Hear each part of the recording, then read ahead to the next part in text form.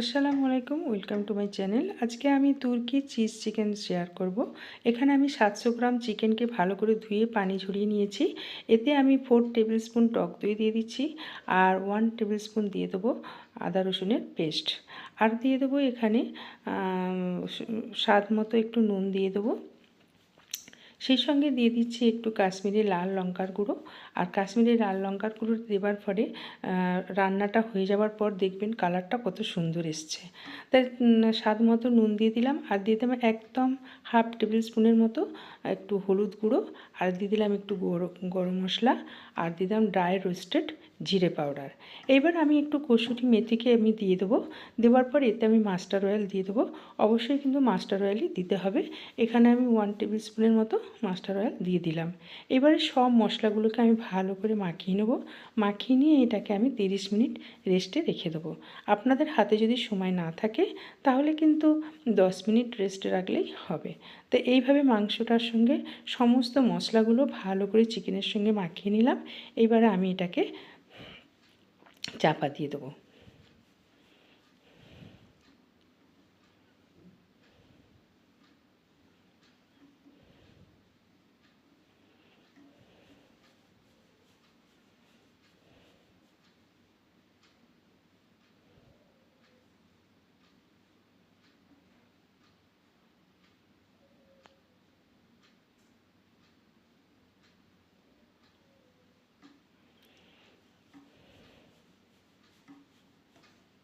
এটাকে আমি 30 মিনিট এভাবে আমি রেখে দিলাম।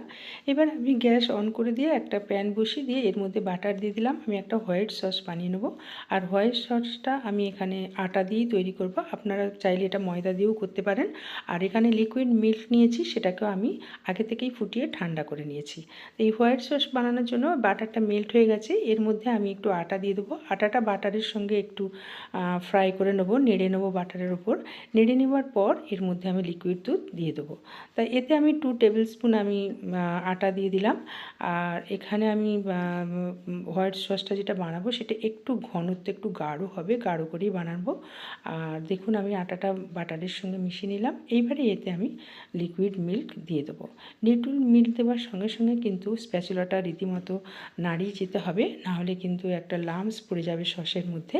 সেই জন্য আমি স্প্যাচুলাটা কন্টিনিউ এভাবে নাড়াতে হবে। এবং আমি এখানে 1 কাপের মতো আমি লিকুইড মিল্ক দিয়ে দিলাম। এবং আমি ঘনত্বটা দেখিয়ে দেবো যে আমি সসের ঘনত্বটা কীরকম রেখেছি। আর সসটা একটু আগে থেকেই নামিয়ে নিতে হবে, কারণ ঠান্ডা হয়ে যাবার পর কিন্তু সসটা আর একটু গাঢ় হয়ে যাবে।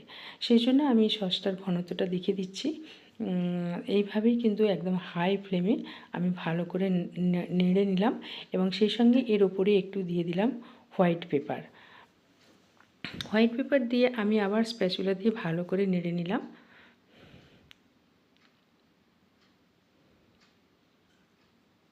সসটা কিন্তু আমার একদম রেডি হয়ে গেছে এবং টকবক করে ফুটে গেছে এবং রেডিও হয়ে গেছে। এর থেকে বেশি আমি গাঢ় করব না, এরকমই গাঢ় রাখবো, কারণ ঠান্ডা হয়ে গেলে এটা আর একটু গাঢ় হয়ে যাবে। এবারে আমি গ্যাসের ফ্লেমটা বন্ধ করে দিলাম। এবার গ্যাসের ফ্লেমটা বন্ধ করে দিয়ে আমি এটাকে নামিয়ে সাইড করে দেবো। আমি চলে যাব চিকেনের প্রিপারেশনে।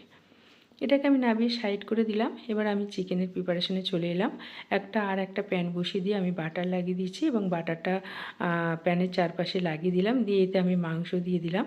মাংসগুলো বাটারের চারপাশে ভালো করে মিলিয়ে দিলাম। দিয়ে আমি এখানে চাপা দিয়ে দেবো। বাটারে চিকেনের থেকে যতক্ষণ না পানি বেরোচ্ছে ততক্ষণ আমি এইভাবে এপাশ ওপাশ করে বোথ সাইড ভালো করে বাটারের মধ্যে নেড়ে নেবো। আর চিকেনের পানিটা যখন কমপ্লিট বেরিয়ে যাবে তখন এটা হাই ফ্লেম করে আমি পানিটাকে শুকিয়ে নেব। আর পানিটা যতক্ষণ শুকিয়ে যাবে ততক্ষণে চিকেনটাও সেদ্ধ হয়ে যাবে।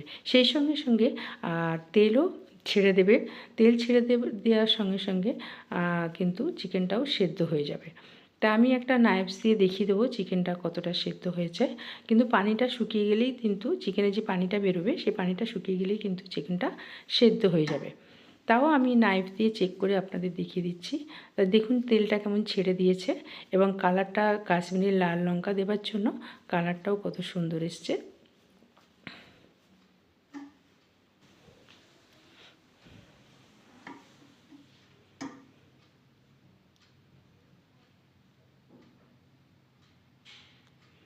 দেখুন মাংসটা আমার সেদ্ধ হয়ে গেছে। এইবার আমি ফ্লেমটাকে বন্ধ করে দেবো এবং আমি যে আগে থেকে সসটা বানিয়ে রেখেছিলাম সেই সসটা এবার এর মধ্যে আমি দিয়ে দেবো। সসটা আমি মাংসের মধ্যে দিয়ে দিচ্ছি এবং সসটা দেখুন ঠান্ডা হয়ে যাওয়ার পর কতটা গাঢ় হয়ে গেছে। আর এই রকমই সস কিন্তু এই চিকেনের জন্য লাগবে। তা প্রত্যেকটা চিকেনের পিসে আমি সসটাকে ভালো করে ওপরে দিয়ে দেবো।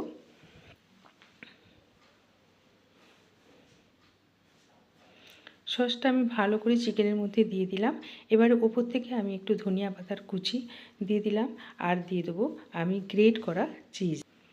তো চিজকে আমি আগে থেকেই কিন্তু গ্রেট করে রেখেছি, এটা আমি এর মধ্যে দিয়ে দেবো।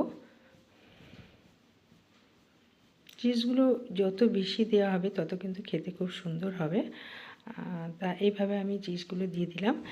তা এইভাবেও আপনি পরিবেশন করতে পারেন, কিন্তু এটা চাপা দিয়ে দেওয়ার পরে চিজটা যখন মেল্ট হয়ে যাবে তখনও কিন্তু খেতে খুব ভালো লাগবে এবং সেভাবেও আপনি পরিবেশন করতে পারেন।